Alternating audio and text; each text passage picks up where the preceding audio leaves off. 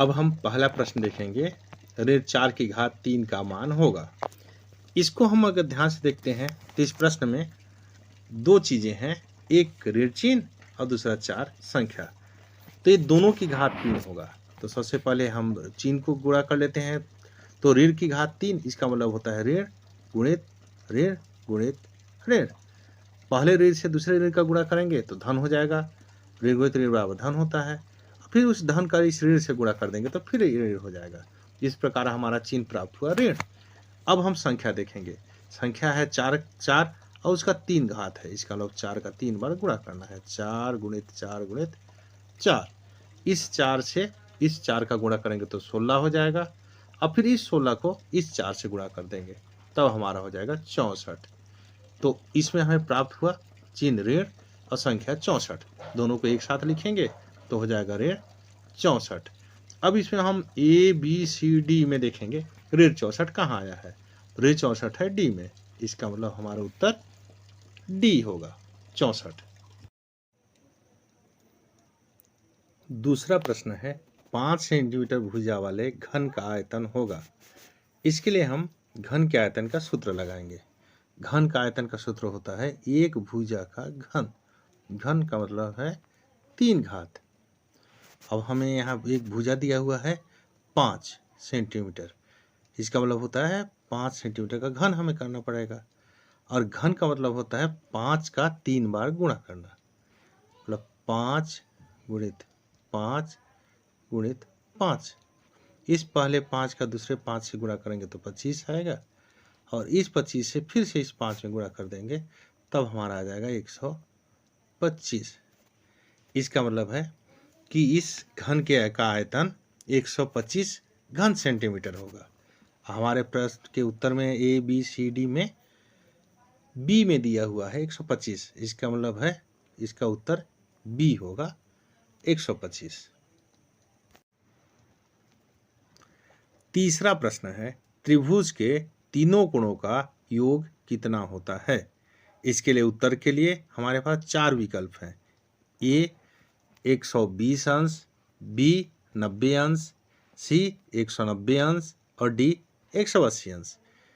कोई भी त्रिभुज हो, चाहे उसके कोण कितने भी अंदर के छोटे या बड़े हों, सभी को अगर हम योग करते हैं तो उसका मान हमेशा 180 अंश आता है। इसलिए हमारा उत्तर 180 होगा, यानी कि डी। चौथा प्रश्न है खाली डब्बा के अंदर उपयुक्त अंक क्या होगा। अब ये प्रश्न दिया हुआ है 1/12 गुणा का चिन्ह है और एक डब्बा दिया हुआ है। इस डब्बा में क्या भरें किसका मान 1 के बराबर हो जाए। अगर हम ध्यान से देखते हैं तो हमें ऊपर इसमें 1 दिखता है, बटे के नीचे 12 दिखता है और एक खाली डब्बा दिख रहा है। अगर हम इस डब्बा में जो नीचे के अंक 12 हैं उसी के समान एक 12 अंक ले लें तब ये ऊपर के डब्बा का 12 और ये नीचे का 12 आपस में कट जाएगा और इसका मान 1 के बराबर हो जाएगा।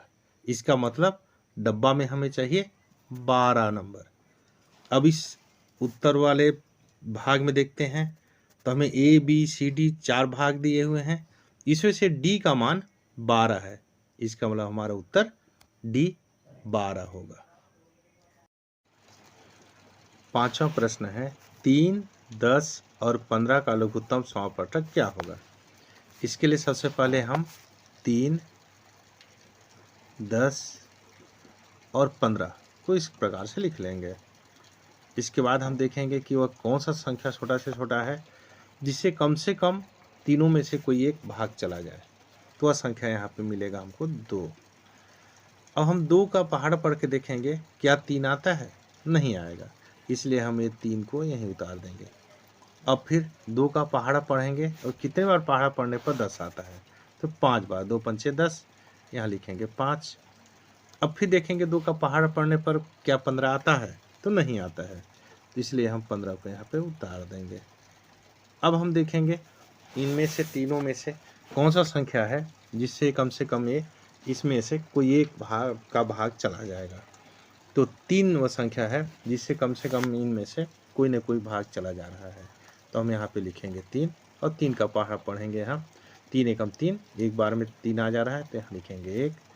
5 के लिए देखेंगे, 3 के पहाड़ा में 5 कहीं नहीं आता है, इसलिए इस 5 को हम यहाँ पे उतार देंगे। अगला है 15, 3 का पहाड़ा 5 बार पढ़ेंगे तो आएगा 15, इसलिए यहाँ लिखेंगे 5। अब हम अगला फिर देखेंगे इसमें तो कि साफ साफ दिख रहा है ये 5 से ही जाएगा, तो यहाँ पे हम 5 लिखेंगे और 1 को 1 ही उतार देंगे यहाँ, और 5 से कम 5, 5 का पहाड़ा एक बार पढ़ते हैं तो 5 आता है, इसलिए यहाँ पे 1 हो जाएगा, और यहाँ 5 का पहाड़ा एक बार पढ़ेंगे तो 5। तो लघुत्तम समवर्तक में लास्ट सबसे अंत में 1 1 1 ही आना चाहिए, वहाँ पे हम इसको पूर्ण मान लेते हैं।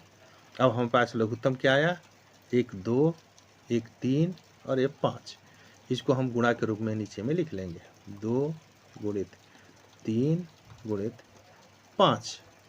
अब इनका आपस में हम गुणा कर लेंगे, तो किस प्रकार से करेंगे देखते हैं।